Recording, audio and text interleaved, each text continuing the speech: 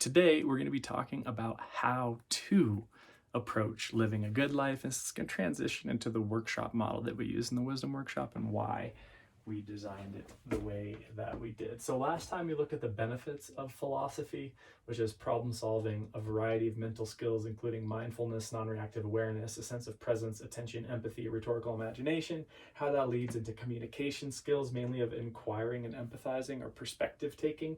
And that this leads into persuasive skills and rhetoric, but that this is also about ethics and character to really actually see and identify what it means to be a good human being and let yourself lead with that in a way that is desirable in the marketplace if you are trying to make more money.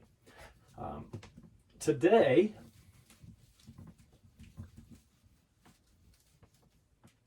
we want to share the workshop model or introduce it.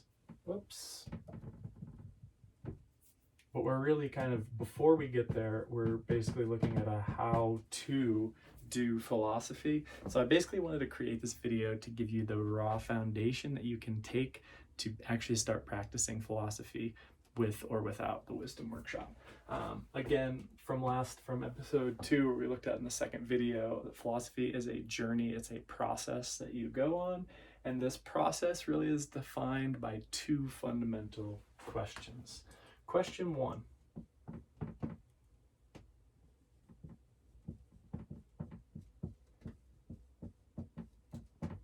I'm going to put this in a couple different ways.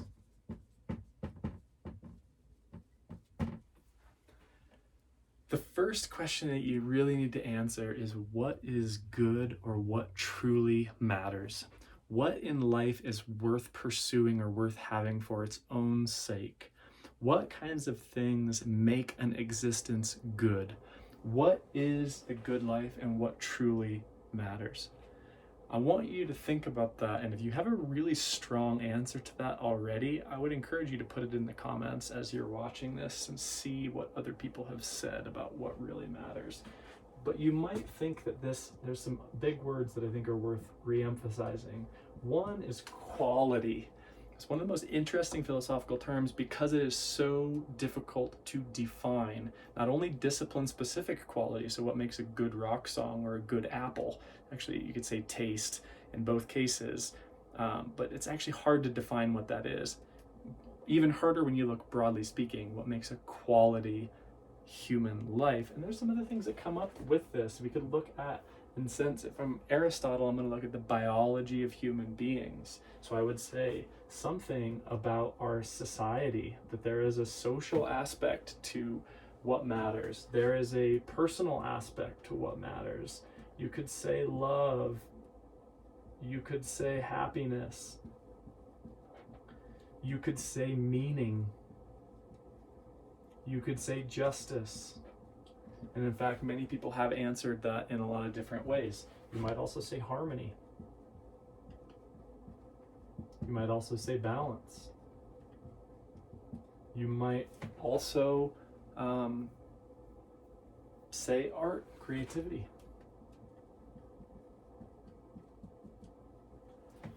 Or with us, education and growth.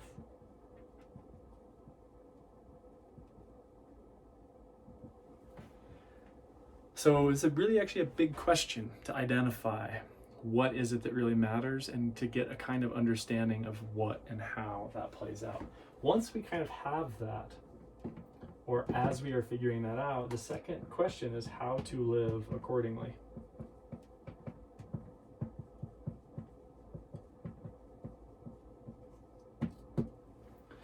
So this is a question of, let's say, so I identify what is super important as love.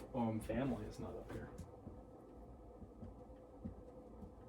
I identify as love and family.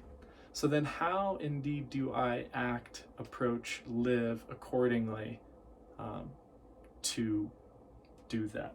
And this is where there's 2 kind of things we want to bring up. And one is the text for the course, how to live a good life, which is one way that we can consider doing this is by reading and reflecting. And this is our workshop model that we're going to go into more depth in the next video. The workshop model 1, we're going to read and reflect. We do this through writing practice, but there's other ways to do it. And I want to emphasize that read means read broadly speaking, not just reading a text, but it could also be reading YouTube videos. It could be reading other people. It could be reading other situations. It could also basically be trying to basically orient ourselves in a particular way. What we're going to look at is that there is a lot of good answers to both of these questions that people have identified pretty clearly. In the ancient West, there's Aristotelianism from Aristotle, which is a kind of biological approach to the good life. There's Stoicism, which is a kind of emotional approach to the good life in a sense. There is Epicureanism, which is an experience-based approach to the good life. And then over in Asia and other ancient philosophies, there's Buddhism, which is a kind of medical psychological diagnosis of what the good life is. There's Confucianism, which emphasizes our social relationships as a big part of the good life. There's Taoism, which emphasizes our inner harmony with ourselves and harmony with nature that is beyond language. And then there's modern philosophies as well that kind of emphasize the scientific method, modern pragmatism, or our sense of freedom to create, existentialism, or also our effective altruism, i.e. the benefits of working on behalf of a group or for a tribe beyond just ourselves. So those are, I just went through 9 different personal philosophies that are all in the text, How to Live a Good Life. And so one part of this is reading and reflecting, to gain those perspectives and understand those perspectives enough to see where we are situated in those perspectives. For example, I am pragmatic existentialist that is psychologically a Buddhist, but it's a little complicated when we get into it because it changes and it's kind of situation dependent. So you see what I'm saying, that this is also part of the question that I'm actively engaged in. What matters most? How do I live accordingly to it? And what perspectives are going to help me do that? Not just from a text, but also from other situations and worlds that we're in. The second thing, what makes the Wisdom Workshop model unique, is that you are then going to make and share. I should actually say more specifically design. We'll go into this next time. Brainstorm, design, make, revise, share.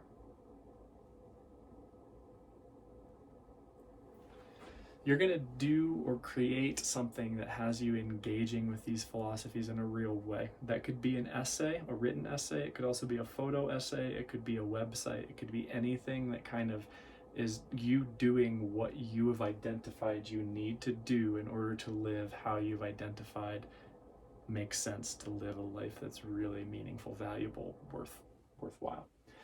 So part of what we love about the Wisdom Workshop model is it's based off of a self-sponsored inquiry project-based model of education, where you kind of get to decide what you are going to make, and there's options for you to, we can give you prepackaged projects, so we don't want you to be intimidated away from, oh, I don't know what I'm going to make, I don't know what my project is, I need basically some structure and some help in identifying a project. We'll give that to you. We also encourage you to do it in your own way, according to your own reflections about what is significant and how you're going to get there. So that's the sense of making and sharing, and that is like a traditional workshop model, that there is a community involved. So after we share, there's a discussion. So there's a conversation, and then we revise, rewrite, reassess, approach the problem and get ready. So this is about as quickly as we possibly can. It's about a 7-week process we've identified, from reading and reflecting, broadly speaking, to giving yourself time to create a minimum viable product. So just a small taste of what you ultimately want to build. We often have these big grand plans of what we like to do, and it really helps to actually just start with something small that we can get feedback on. And then we approach that with a community of other people and other learners, so that we can approximate our love for wisdom in our personal workshops. So I hope this is helpful, and I'm curious, when you look at this, what is the good life? What really matters? then how do we live accordingly? Do you think, another interesting question connected to this, do you think this is the same for everybody or different for everybody? And if it is the same and different, what aspects of it are the same and what aspects of it are different? I.e., we all need to eat and have shelter, I would say. And I think that Maslow's hierarchy of needs is legit. We need self-esteem, self-respect, respect from others, regard from others, to self-actualize who we are. But how we do that, I think, is really interesting and curious, and part of the wonder of being a human being to discover what that is. So if you're interested in pursuing these questions more with the community, I hope you check out the Wisdom Workshop. If you are just wanting to do more philosophy on YouTube, check out the website for the resources. Subscribe, like, comment, share this video, and we will be back with part 5 on a little more on how the model and Wisdom Workshop works. Thanks so much, and I hope this helps you live the best life you possibly can.